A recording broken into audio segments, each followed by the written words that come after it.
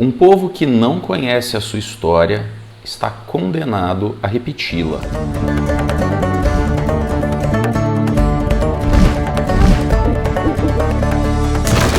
Caríssimos peripatéticos, mais uma vez sejam muito bem-vindos ao canal Missionário, o canal mais catilogente aqui do YouTube. E eu, professor Renan, hoje venho falar com vocês sobre a importância do estudo da história, especialmente o estudo da história fora da sala de aula, no nosso cotidiano, como um elemento fundamental na formação da nossa consciência e do nosso entendimento sobre a realidade. Eu vou começar contando para vocês duas histórias, ambas da Grécia Antiga.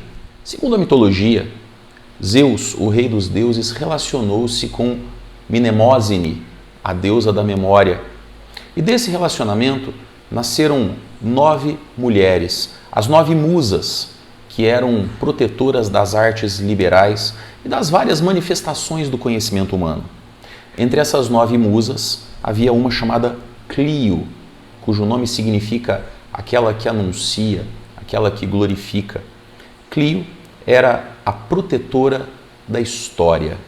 Cabia a ela presidir as relações humanas, inclusive as relações diplomáticas, e glorificar os feitos dos homens. Nessa mesma Grécia, mas agora fora do escopo da mitologia, viveu no século V a.C.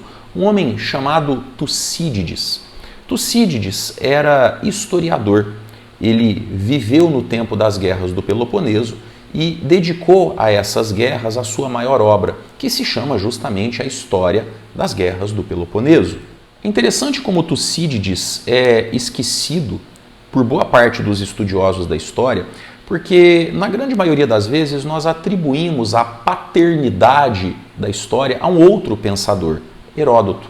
Mas entre Heródoto e Tucídides há uma diferença fundamental e é justamente por conta dessa diferença que Tucídides deveria ser considerado o verdadeiro pai da ciência histórica, porque Tucídides foi o primeiro a desconsiderar o papel dos deuses no processo histórico. Para Tucídides, a história era, na verdade, produto das relações e dos atos humanos. Enquanto Heródoto ainda considerava a história como resultado da vontade dos deuses e das relações entre os deuses e dos deuses com os humanos, Tucídides considerou que o papel humano era central na construção dos feitos e na produção daquilo que nós chamamos de história. Então, ele lança um olhar humano, um olhar antropocêntrico, e por conta disso, ele foi banido da sua cidade natal, a cidade de Atenas. A história de Tucídides nos mostra o quanto muitas vezes nós atribuímos um papel equivocado à história e temos um entendimento diferente, errado do que ela é e de como ela é feita, de como ela é construída. E isso acontece, inclusive, aqui no nosso país, em grande parte por culpa do ensino tradicional, que durante muito tempo centralizou o estudo da história em datas, em biografias e nos feitos dos grandes homens, quando, na verdade, deveria ter focado as suas atenções não só nisso, mas também nos processos históricos, em como as ações humanas contribuem, interferem diretamente para o acontecimento dos fatos e como os fatos históricos interferem na nossa realidade atual. Eu digo isso porque muitas vezes, como professor, ouvi de alunos e pais de alunos que a história seria simplesmente o ato de decorar datas, de decorar nomes, de simplesmente saber que no dia 22 de abril de 1500, Pedro Álvares Cabral e sua frota chegaram no que depois viria a ser o território brasileiro. Mas, na verdade, o estudo da história é muito mais do que decorar nomes, datas, fatos, feitos.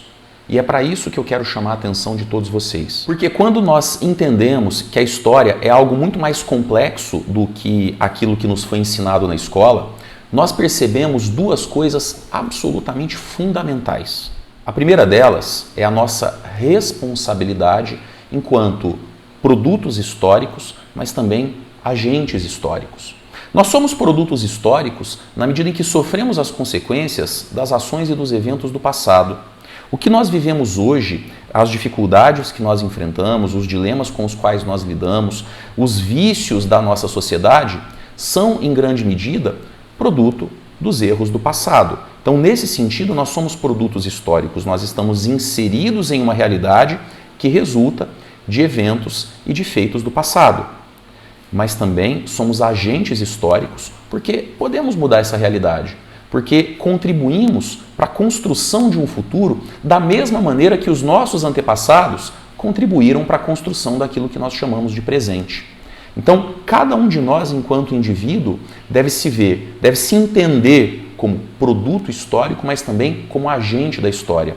Como alguém que, através do entendimento do passado, da compreensão daquilo que foi e de como isso contribuiu para que as coisas sejam como são, pode agir para transformar, para modificar essa mesma realidade. O segundo elemento para o qual nós devemos atentar é que a história é uma ciência em construção.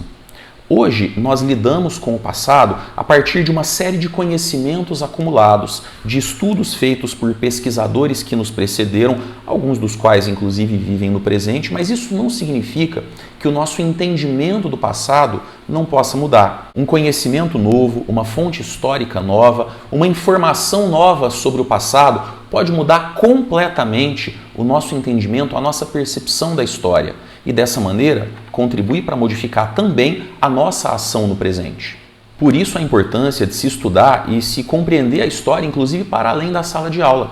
Porque hoje em dia o conhecimento está disperso pela sociedade. E nós temos hoje à nossa disposição uma coisa que as gerações passadas não tinham, que são as redes sociais. Tem muito conteúdo sério, conteúdo de valor muito bem fundamentado, muito bem pesquisado, sendo difundido pelos mais diferentes canais de informação. E aí eu volto na frase do início desse vídeo. Um povo que não conhece a sua história está condenado a repeti-la. Essa frase é de Edmund Burke, um filósofo e político inglês lá do século XVIII, um dos teóricos pais daquilo que mais tarde ficou conhecido como tradição conservadora britânica.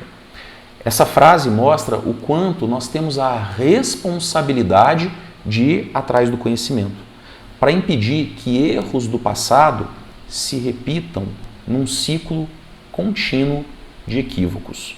Se a gente olhar para o que está acontecendo agora na Ucrânia, é uma repetição de erros do passado.